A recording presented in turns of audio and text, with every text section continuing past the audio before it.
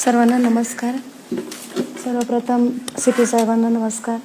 उपस्थित सर्व अधिकारी, अंमलदार आणि कॉन्स्टेबल सर्वांना नमस्कार.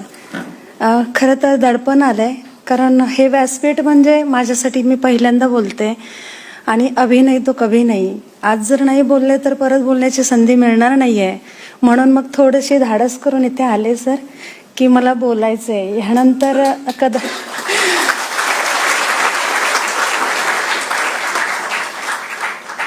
आणि तुटकं मुटकं बोलणार आहे, कारण मी काही वक्तृत्वात तेवढी हुशार नाही आहे. माझं व्यासपीठ, माझं किचन, माझी मुलं आणि पती.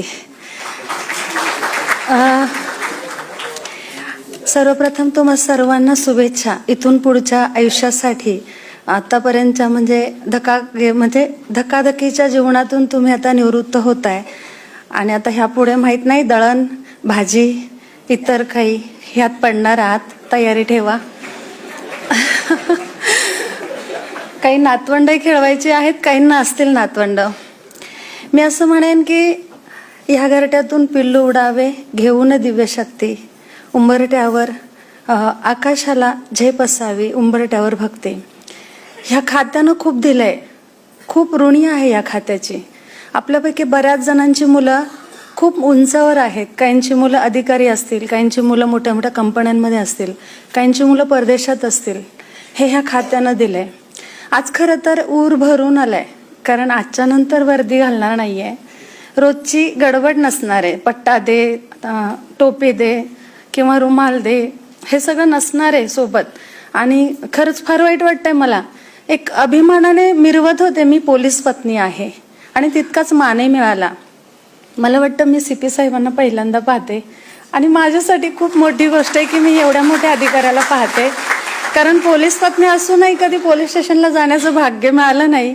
आणि कधी जर गेलेच असेल एखाद वेळ तर माहेर असल्यासारखं वाटलं. बरं, तिथे गेल्यावर असं वाटत होतं की मी माहेरी आले. आणि खरं पाहिलं तर हा सन्मान पोलिसांपेक्षाही त्यांच्या पत्नीला खरंच खूप मानाने जगता येतं. मी पोलिसाची बायको आहे. माझ्यासाठी खूप मोठं होतं हे 33 वर्ष. फार म्हणजे अनुभव आहे, काही चांगले काही वाईट. तेवढा वेळ त्यांनी मला दिला नाही, घरातही दिला नाही, मुलांनाही दिला नाही. पण आज कळतंय, हे सगळं पाहून आज कळतंय की खरंच वाऱ्या वावदानात असेल, पाण्या पावसात असेल, पूर असेल, अगदी रस्त्यावर कुत्रे मांजरे आले तरी पोलिसांना फोन येतो की उन्हाळ कुत्रे फिरतायत, जनावरं फिरतायत. माझा स्वतःचा अनुभव आहे. ट्रेनमधून जात असताना एक पोलीस शिपाई होते महिलांच्या डब्यामध्ये. एक जोरदार वेगाने एक दगड आला दारातून आणि तो दगड त्या आपण ज्या कडीला पकडतो त्या कडीला लागून तिन्ही कड्या रांगेत तुटल्या होत्या. इतक्या वेगात तो दगड आलेला होता. तर बाकीच्या महिला सांगत होत्या, पोलीस काय करतायत, पुढे व्हा ना जरा, तुम्हाला दिसत नाही का?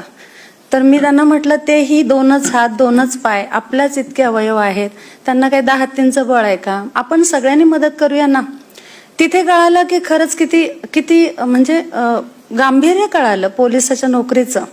त्याशिवाय कोरोना काळात आपण पाहिलं की आपण सगळे म्हणजे जीव मुठीत घेऊन जगत होतो. अशा वेळात आपले नवरे म्हणजे पोलीस बांधव, म्हणजे मी माझ्या सगळ्या भगिनींना सांगते, पोलीस बांधव रस्त्यावर उभे होते, जीवाची पर्वा न करता उभे होते. जाळपोळ असेल किंवा कुठे मारामारी असतील, कुठे पूर आला असेल, 26/11चा प्रसंग सगळ्यांना आठवतोय. आपण 4-4 दिवस घरी आले नव्हते. म्हणजे हे सगळं जगत असताना मी मानाचा मुजरा करते सगळ्यांना की तुम्ही इतकं 33 वर्षाची सर्व्हिस, 33 वर्षाची सर्व्हिस तुम्ही पूर्ण केली आहे. पण आता ह्यानंतर मी एवढंच सांगेन, म्हणजे मी काही खूप हुशार किंवा ज्ञानी नाहीये, पण मला असं वाटतं की मी 40 ओलांडल्यानंतर मला जे वाटतंय ते कदाचित आता सगळ्यांनाच वाटत असावं की ह्यानंतरचं आयुष्य असं असावं.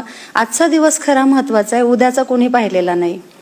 आता इथून मागे आपण जे कमवलंय ना ते जगा, मागे ठेवा किंवा हे नको ते नको असं नको. ह्या पुढचा काळ तुमचा निवृत्तीनंतरचा जो असेल तो इतका छान जगा ना, मनात येईल तसं लहान मूल व्हा, कुठेतरी नाचा, मित्रांमध्ये बसा, गप्पा मारा, फेरफटका मारा, पण जगा.